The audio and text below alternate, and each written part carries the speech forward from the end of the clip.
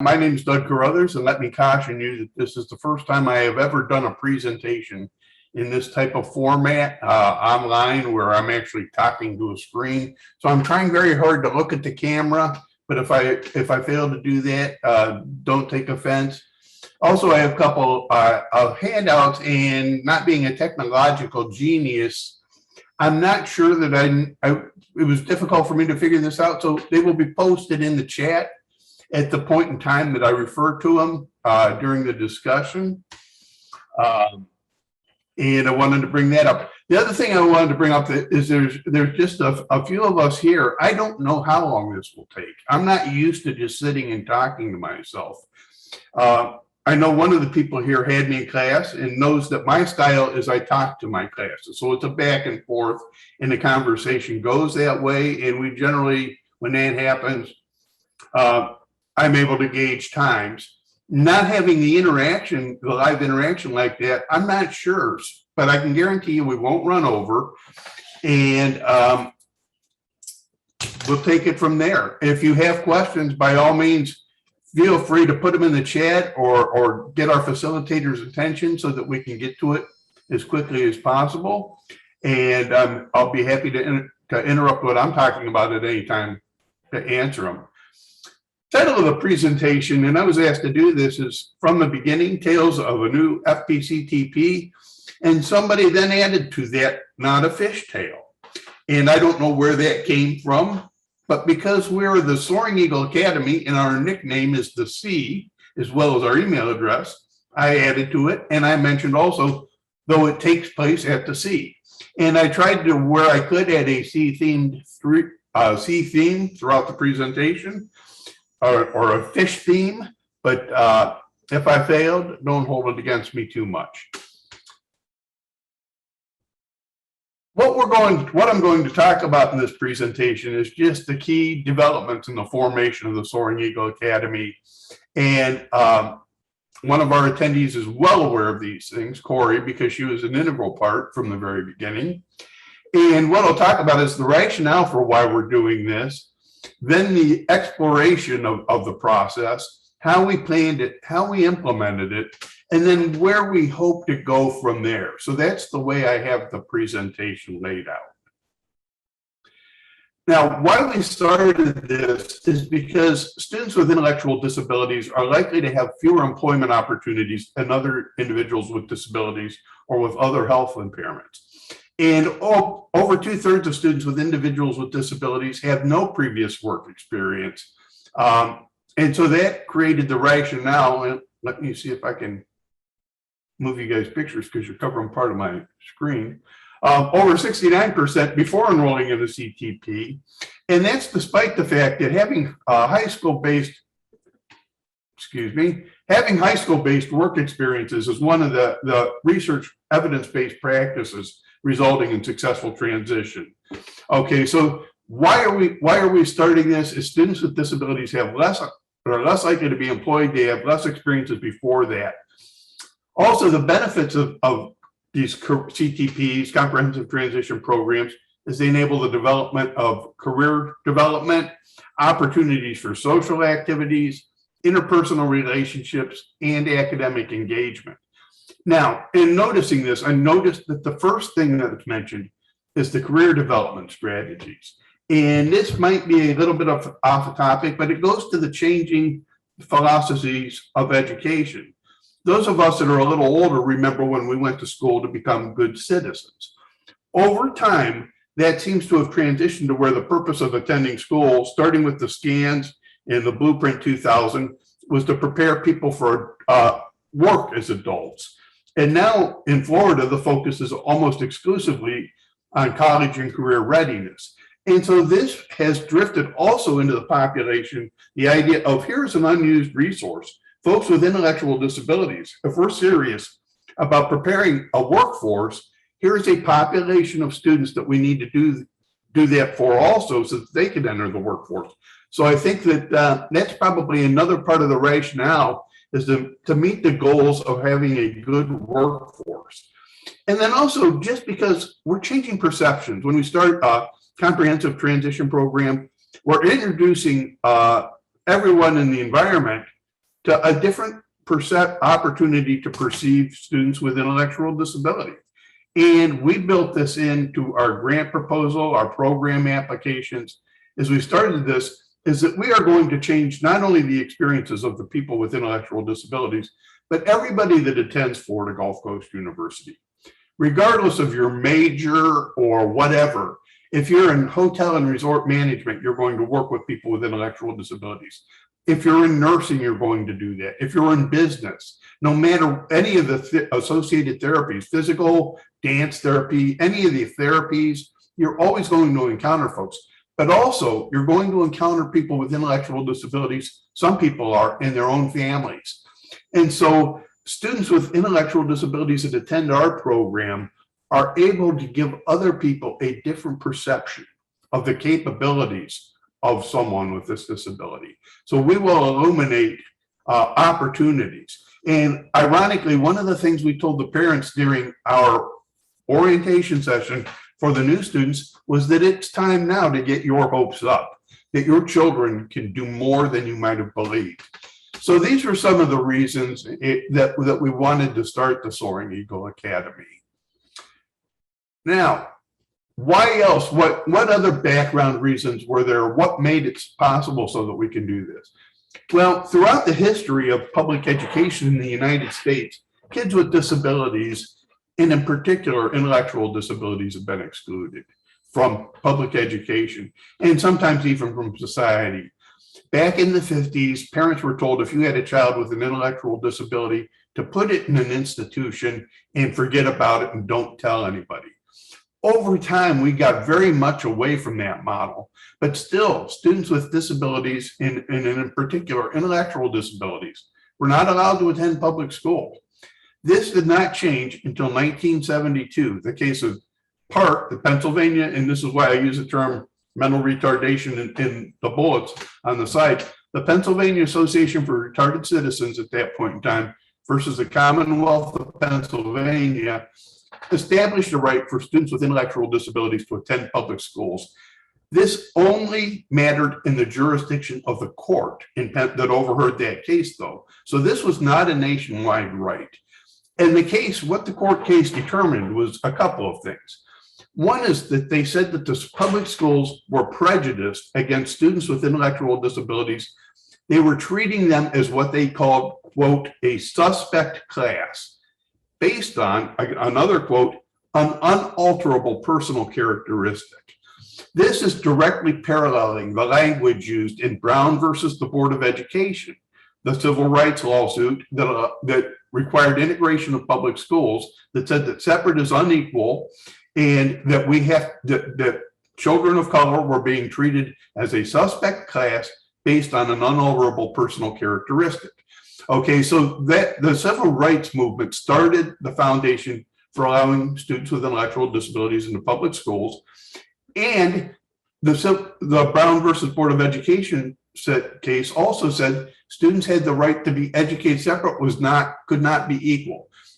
The Park versus Commonwealth of Pennsylvania said the regular class environment is preferable to any other environment.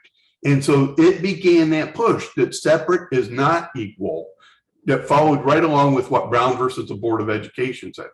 But again, this is 1972, and this only applied to those schools that were under the jurisdiction of the Pennsylvania court case. Now, there were a couple of other court cases, Mills versus the DC Board of Education, which involved allowing attendance for students with emotional behavior disorders, and it made schools advertise to get people with disabilities, but that still only applied to their setting. So in 1974, it was passed, and in 1975, it took effect. Actually, it was signed into law in 75, and took effect, I believe it was September 1978.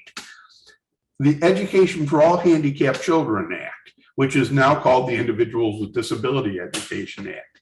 And that required that any school in the nation that's receiving federal funding has to provide an education for every student with a disability. And that again plays back to the Park case. I did not mention this, where they said that you can't say that a kid, his intellectual disability is too severe. If you're going to educate one child with an intellectual disability, you have to educate all children with intellectual disabilities. the Education for All Handicapped Children Act of 1975, it Public Law 94-142, it said if you're going to educate one child with a disability, which you have to do, you have to educate all of them. So now at this point in time, as of 1975, the law says that every child has the right to go to school with kids with intellectual disabilities. But this is only K-12 schools. And so still, after all that time, there was no opportunity for students with intellectual disabilities to participate in post-secondary education programs. So this is kind of the background. Well, what happened to change that? 33 years later, in 2008, the Higher Education Opportunity Act enabled access to post-secondary education for adults with intellectual disabilities by making it possible for them to qualify for financial aid, work-study programs, and things along that line. So now there was a financial incentive for universities to consider. They could, if you want to think of students as customers, universities, colleges now had a financial incentive to open programs for this type of student. Since that time, and I apologize, this is copied and pasted from an article that is posted on the website. I posted two articles that we've done about our program. One of them was a attitude survey that we took before we announced that we were starting this program to get baseline data. And I believe the second thing I posted is a study that we've done on the formation of the Soaring Eagles Academy as a mixed method study that we'll be presenting at the American Educational Research Association in May, or April, that we've already presented at a conference in Hungary.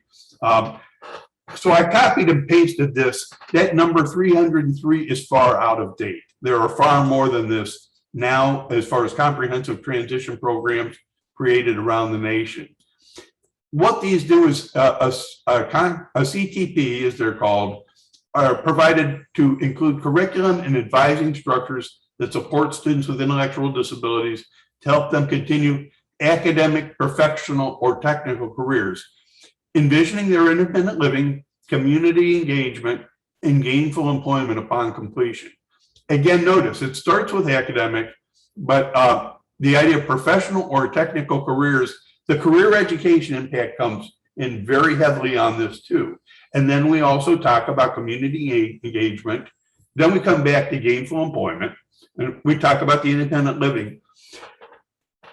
Why I keep emphasizing this is the value of folks with intellectual disabilities as the priority of education is now perceived by our governments as being to prepare a workforce. The value of people with intellectual disabilities to contribute to that workforce is being officially recognized when we allow them to have opportunities to be trained to enter the workforce. Okay, so that's the critical factor there.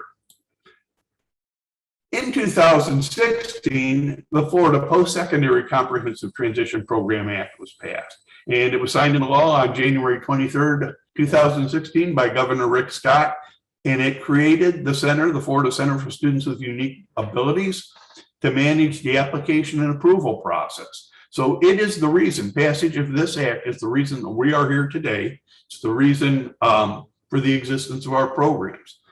Its purpose was stated in the law to increase independent living, inclusive and experiential post-secondary education, and employment opportunities for students with intellectual disabilities through degree, certificate, or non-degree programs, and to establish statewide coordination of the dissemination of information regarding programs and services for students with disabilities.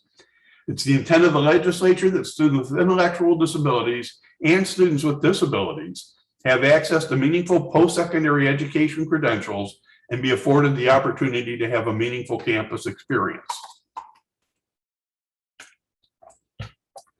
Now, what's important to me about this is that we talk about a variety of credentials and campus experiences, and that is that these opportunities exist not just on university campuses like at Florida Gulf Coast University, but they can also be at technical schools, at the state colleges. And so students, just like other students without disabilities or students with other types of disabilities, there is an array of options for post-secondary individuals, post-secondary options for individuals with intellectual disabilities, so that they can continue training as appropriate to enter a career field that is of interest to them, while also sharing experiences with people that have similar interests. Now, I take myself, for example, I mentioned before a lot of you came on, and I did have the good sense today to post a do not disturb sign on my door, because I have a next door neighbor that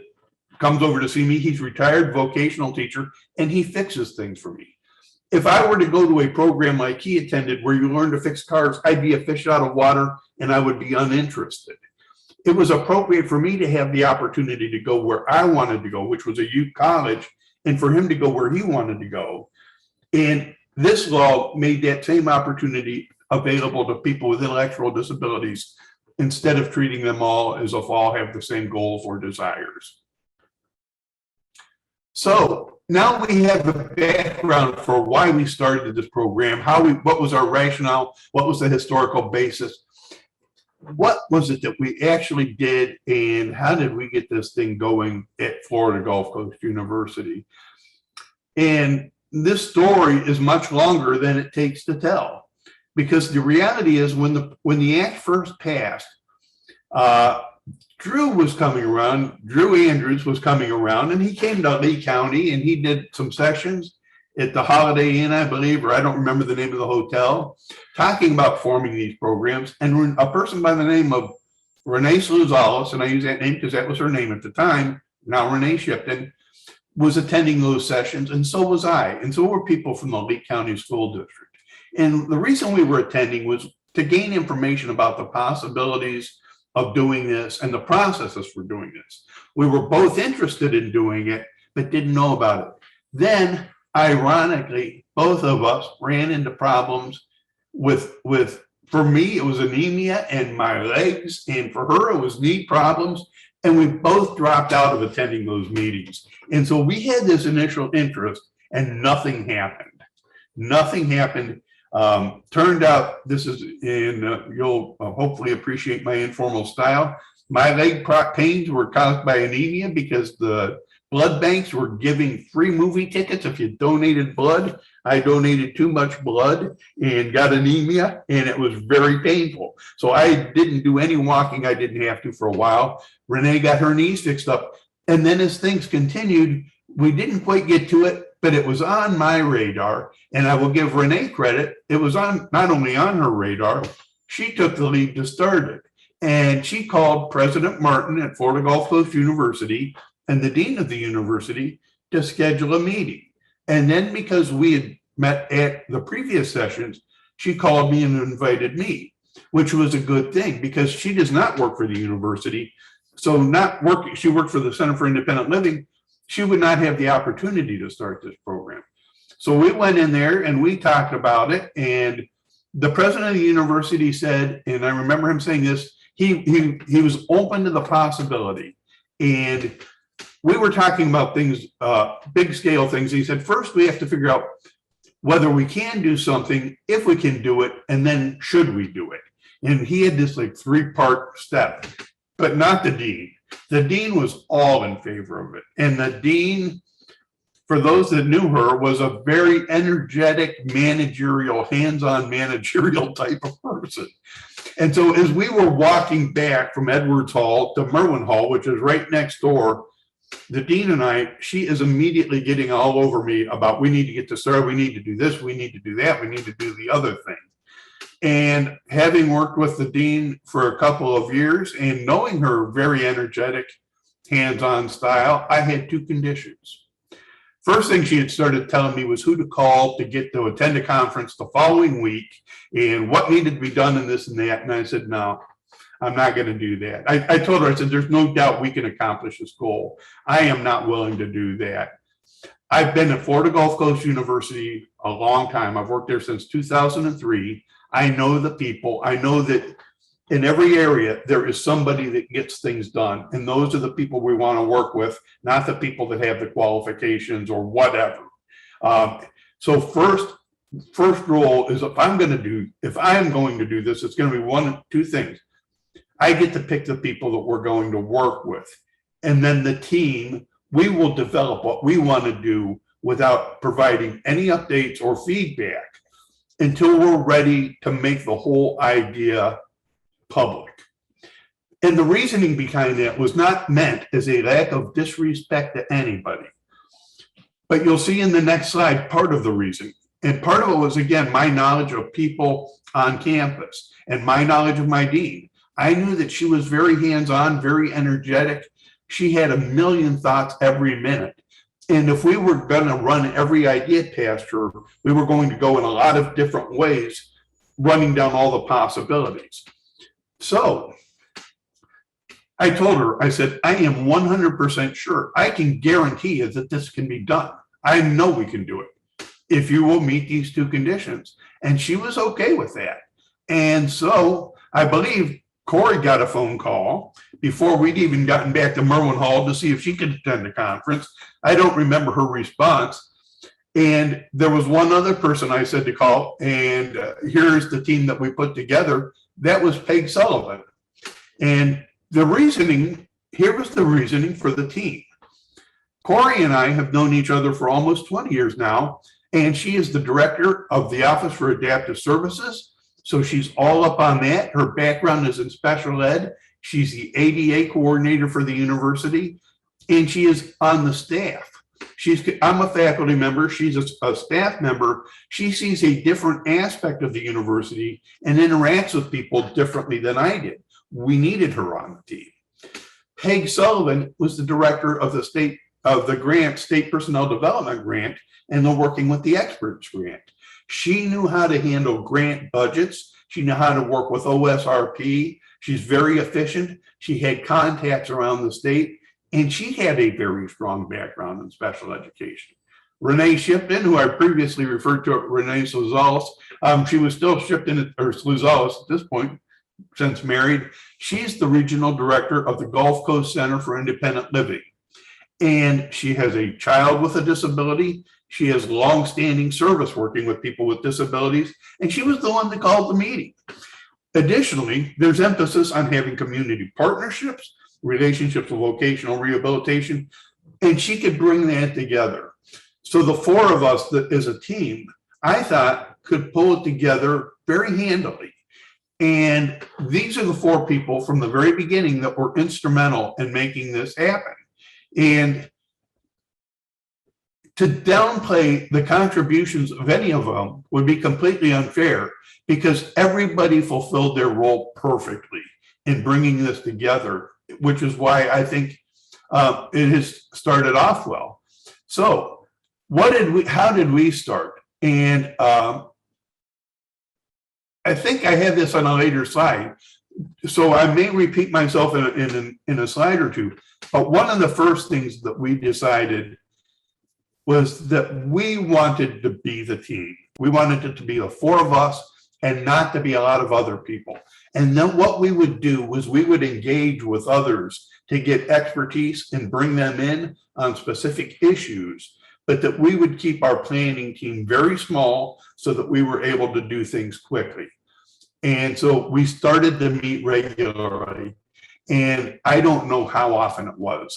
I don't know if we were meeting every 2 weeks or every month, but we started to meet very regularly because Renee and I had previously attended the sessions that the school district was hosting. We knew about the required documentation. We knew that there were three parts. There is a program application, there's an application for the grant to fund the program, and then there's the application for the federal DOE to be approved as a comprehensive transition program. So we started looking at them all together and kind of trying to figure out how the pieces fit together, where the overlap was, so that we could delegate tasks and do things in an intelligent way.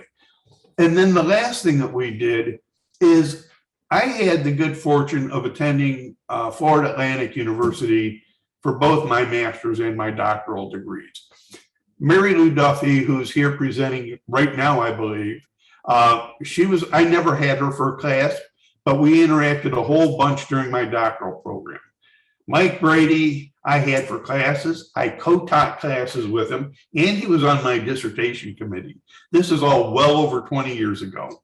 And so I had longstanding, very positive relationships with people that had been through this process. And everybody liked the idea of a field trip.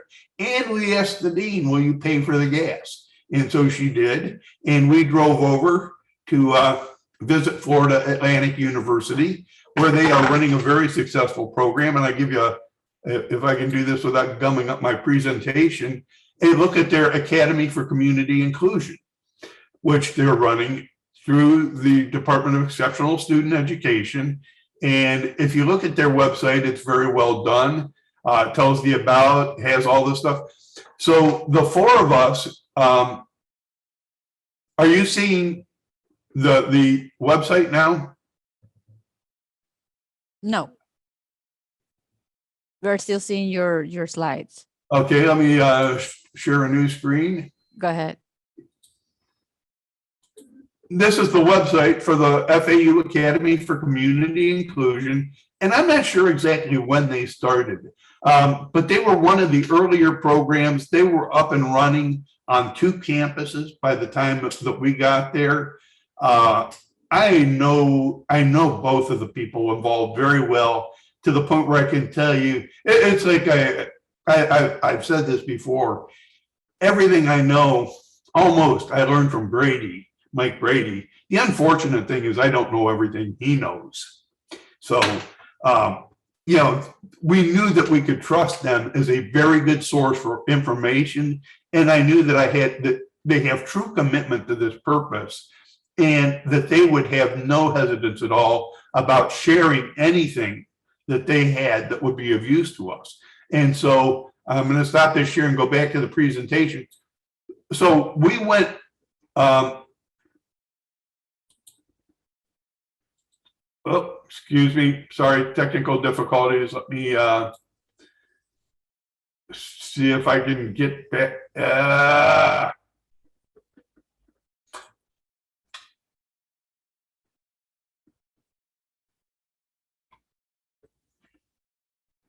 Let me move forward and see if I can pull it off without being able to see the whole screen. Okay.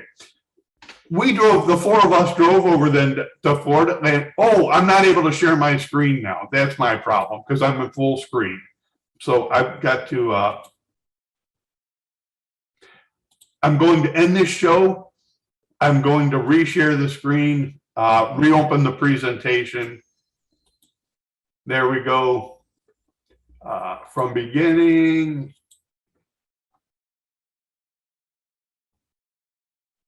And here we are picking off where we were. Where we got from there is the 4 of us drove over, we observed the class, and then we sat down and we talked to Mary Lou Duffy. Now, if you would please add into the post a backward plan. Mary Lou Duffy gave us a plan. We told her when we wanted to open our school. And so she gave us a backward plan that she just wrote out on a sheet of paper. And we followed that. It didn't have a lot of detail, but it provided the ideas. And we followed that pretty closely, and we opened on the schedule by going with that timeline. We opened on that schedule that was proposed with our first group of students. The other thing they did was they shared with us a copy of what they call their flight plan. And that included things like their contact information for the campus, everybody that students would need to be able to contact, their course sequences. So we had a starting point in building a curriculum. And at that point in time, they had, I believe, 3 different concentrations going. They had links to campus resources in this. And then they gave us tips for success. That was also included in their flight plan, is tips for student success. So we put some of those kinds of concepts into our own materials for our students. They also gave us 2 bits of advice that I think were very useful to us. And the first one was to create a vision and mission that aligned with the university's documents. So before we did anything else, we sat and looked at the FGCU mission and vision statements and figured out how we could build upon that. The other thing that they recommended that we do was that we find what they called champions on our campus, people that would believe in our cause and be willing to support us. Because as we've heard other people say, and in particular, we heard this from the person, Kelly from Western Carolina, that the universities don't have to host us. We are not part of what is traditionally thought of. So we have to make it so we show that we are integral to the university mission, and we have to have the support from within. So those were two critical bits of advice that we got at that visit to their campus that day. And I think I can agree that we all came back more motivated, and also knowing that we had a source of information that we could call, which I had no doubts of, but if we had additional questions. What came next? More and more team meetings. And here we go, the agreement that we do not want to have 15 people, whether they say committees or where ideas go to die. What we did not want to have is a committee of 15 people sitting around debating every issue to death so that we couldn't get along with anything else. The other thing, and this, Corey, thank you for attending today, because otherwise I'd be less comfortable saying this.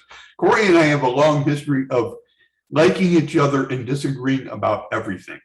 We started that in about 2003 on the Admissions Appeals Committee by having completely different viewpoints. And so our team got together, the four of us, and we had really good discussions. We got together frequently and we had completely different ideas. And we created a massive to-do list. And then we kind of tried to send it out to different people to figure out who could be more appropriately do certain things. And then we had to also figure out what is the order in which we had to do things in order to make things work. Because sometimes you have to plan, things take a long time. Like for instance, anybody that is here that is not working at a university or is not experienced, curriculum takes forever. It has to go through it. First, you have to decide what you want to do and create the forms, fill out the forms. Then they have to be approved by college curriculum teams, university curriculum teams. Then they have to go to the state and get approved by scans and come back. And that whole process has to be done before they can be in the catalog. So that process is very lengthy. So we had to figure out what things do we need to do in what order. We continued to have meetings and we discussed all kinds of things. And here is the wonderful thing about the committee is, as time evolved, we realized that we weren't so much disagreeing. We were all bringing different perspectives. We all had 4 different sets of experience. Corey worked a lot on the university campus. I worked in public schools. Peg worked in community settings. Renee worked in community settings. But we all brought different perspectives. And because of that, we were able to explore a broad range of ideas. We weren't arguing. We were exploring a broad range of ideas. The other thing that I think about our group that has been still to this day meaningful is that our group was able to put aside egos and select the best idea as opposed to defending our own idea. When one member of our group, when Corey spoke, everybody listened. Instead of thinking about if they had another idea, instead of thinking about how to justify their idea and explain why it's better to Corey's, people honestly listened to Corey. And if Corey's idea was better, we went with Corey's. And if somebody else had a better idea after Corey had given one, Corey would back off.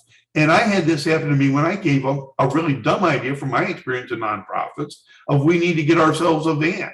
And everybody said, no, we absolutely don't, because we want to be inclusive and vans are the opposite of inclusive. And I remember very clearly thinking, yeah, you're right. I'm thinking from my experience that there are better ways.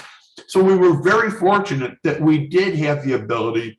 And I had never seen this in many meetings. I've heard it many times since then, though, that if people aren't going to disagree at a meeting, there's no point in having it. And I think that's correct. And we were fortunate that we did bring those perspectives. Based on a long series of meetings, we put together a presentation and we were concerned. Frankly, we were worried. And we got our second appointment to meet with Mike Martin, who's the president of Florida Gulf Coast University, on November 15th. And we've been working on this, I think, for over a year, I believe, at that point, or close to a year. And our effort could be totally wasted because we knew if we don't get him to sign on the dotted line, we do not get to start this. We need his permission before we can even apply. To further that, we went out and we got community members to write letters of support to the president. saying that they wanted this program at the university, people that we thought he would respect. So we had our meeting with him. We had a little pamphlet put together with materials. We had PowerPoint presentation, and we described to him what we were going to do. And prior to this time, also, we'd added a fifth member of the committee, Hassan Aydin, who is a researcher, professor at FGCU, editor of a couple of journals, and we added him to our planning committee so that we would be better able to do research on the program to add to the body of knowledge about how to do these things effectively. We gave him our presentation, and I looked through the presentation recently. We talked about the legal basis, the need in the community, what type of curriculum we'd have, how our vision and mission aligned with the FGCU vision and mission, and the benefits to FGCU. And it was very surprising because we were concerned about whether or not he would approve us, and he never wavered. He said, from the moment it's the right idea at the right time. And then he asked what we needed in order to make it successful. And the first thing we needed, and I thought was really funny, is we had been trying to send a survey for a research study to assess campus attitudes of having students with intellectual disabilities involved in the academic and social life of campus. And one of the major league vice presidents, one of the real power brokers on campus, had told us, no, we can't send out an all-campus email to survey students, faculty, administrators. And so we asked the president, and he says, I think we can. And we had it sent out 3 times. We ended up publishing that article, and it was a good study. And what we found was that people at FGCU wanted this program to happen. So anyway, we started, we had the president's support, and that gave us the permission to actually plan.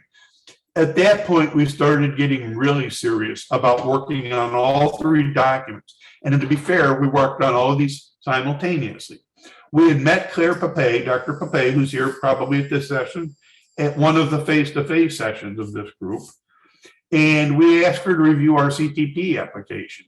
She did, and we asked her to review it again before we submitted it. I know she's not here. I don't know if she'll watch a recording. But Janice, Dr. Seabrooks Blackmore, I'm not good with titles and last names, but she worked with us tirelessly. And I mean right down, for the grant application in particular, it was, I believe, after 5 o'clock on the date of the deadline to get it in, that she and I were on the phone back and forth, making sure that we were doing what needed to be done to be successful. She helped us every step of the way. So we had the verbal support of our president in the university, and then we had the consultant from Think College that knew the CTP process and could give us guidance there. And then we had the people at the Florida Center to support us, and we didn't have any trouble. We were approved when we were approved. We needed the approval of our board of trustees. Our provost took it. We found out later he has a grandchild with an intellectual disability. He took it to the board of trustees. A vice president who I'd never heard of from the university sent me an email and let me know that it had passed, and she'd never seen them as enthusiastic about anything. So that took us to the point where we now had permission from the board of trustees to plan the program, and we went, and that went through successfully. Our program application was approved. Our grant was approved on the first submission. Like I say, Janice worked with us, and thanks to Claire's help, our CTP application was approved roughly 9 months before we said we would have it approved. It was approved on the first submission, and everything went very smoothly. So now we've got permission to plan, and we'd started the curriculum process, and we followed that through until it's still approved. We, as recently as 2 months ago, got more feedback from the scans at the state level, changing a course number, but nothing of significance. So the curriculum process was all approved, finalized. We then, and this one was one of the things that Corey did, was she scheduled meetings with all our campus constituencies, because good transition practices involve preparing the environment for the student as well as preparing the student for the environment. So we met with the Office of Financial Aid, with the Offices of Admissions, and if Corey would unmute herself, she could tell you all the different places, police, campus recreation, civic engagement, everybody who was anybody, including the provost on our campus, attended our orientation sessions to find out what we needed to do to make sure that the C worked with them if they needed help modifying any of their documents or any of that type of stuff. Then we also, okay, that comes on to another thing. Then, and here's where things became conflicting. We wrote job descriptions for our coordinators. HR, along with curriculum, takes a long time going through search processes. So we wrote the job descriptions, got permission to do the searches, which required the provost permission, ran the advertisements, and we hired 2 good people that we've been thrilled with. One locally and one that came down from Illinois. Then we met with our university marketing and communications department. And they developed a brochure for us, our website, which you will see in a minute or two. And they arranged for television and radio coverage. We had live, we were carried on 3 television networks showing that we were starting this program. And they did a very good job for us too. And then we started offering educational programs for faculty and staff through our Lucas Center for Faculty Development and through the FGCU Diversity and Inclusion Certificate Program. And we talked about things like what the Soaring Eagles Academy was, what are the characteristics of students with intellectual disabilities, how can faculty work successfully with these students, so that when our students arrive on campus, everybody would know what's going on and what they needed to do and where to go for help. Then we developed the application, and this involved working with the admissions process. We were thinking that we would send out a paper application. And so we developed a paper application, but that was not the way that the admissions office thought it was appropriate. And so they helped us in developing an electronic application that collected all the material that they needed, kept all the data that they needed, and allowed us to do things very efficiently so that parents were automatically notified and they applied online like every other student to the campus. We formalized and then once we had the application together, we formalized our screening and selection process and determined how we were going to determine which students to admit. Finally, the application and everything was ready, and we had the application live for, I think, about 30 days. And we closed it because it was time to make decisions. We had over 40 applicants in 30 days. And from that, we offered admission to 10 students, 9 of which decided to admit, to accept and attend. And we then met with our exploratory advising people on campus because we want our students' experience to be the same as every other student's. And I saw something in one of the discussion forums here.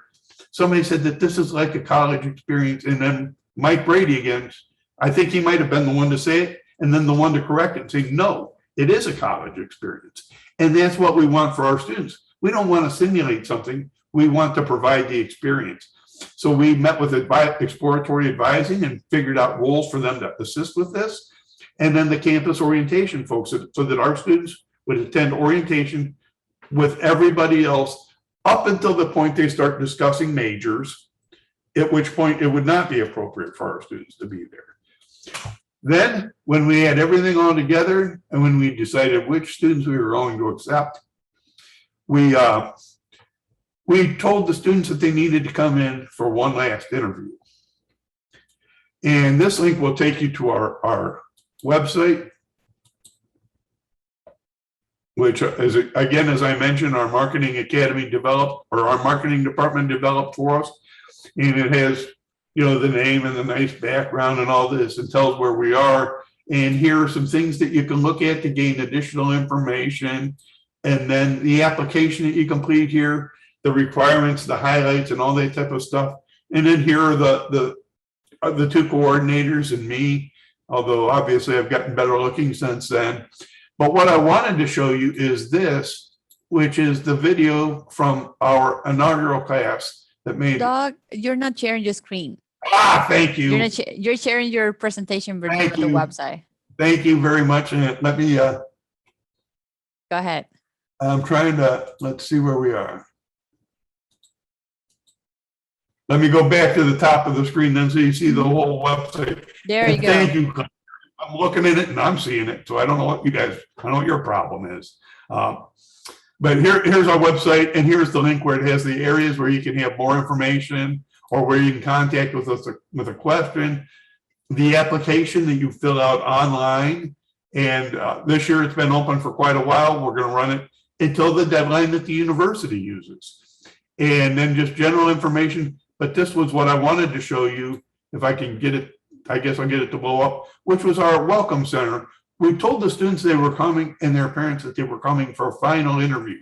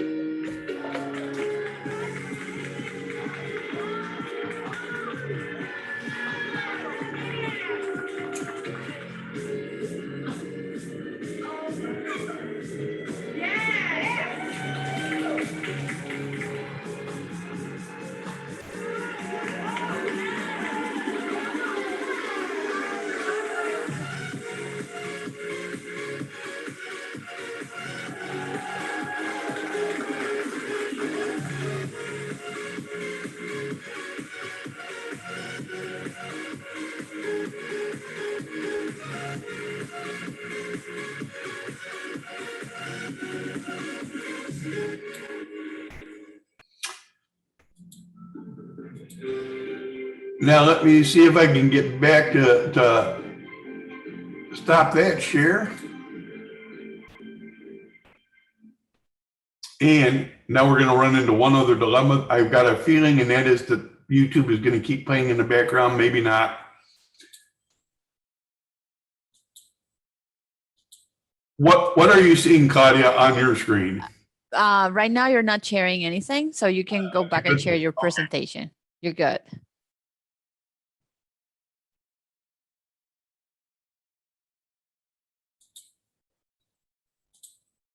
And you have around 12 more minutes until the end.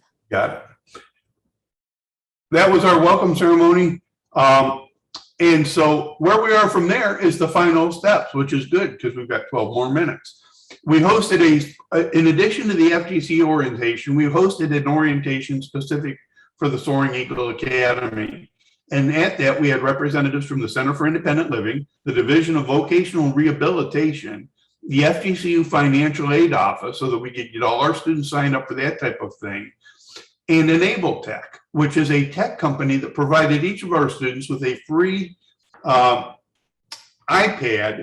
and helped us create programs. Actually, we had a student intern create programs to teach students how to do things like check books out of the library, buy food at any of the campus dining facilities, do other types of tasks so that students would have that, and so that the students would have an iPad that is their personal property and that they can use during class. And we gave the students and their parents a quick tour of the campus so that they would know where to come on the first day. So those were our final steps in getting prepared, and that took place on June 30th. And then the students started on the first day of fall. And so here's where we're at now. And it has been a very busy period of time, because what we're doing now is we're educating our first group of students, our 9 students, and everything has gone extremely well, but not always as we anticipated. It has kept us very busy.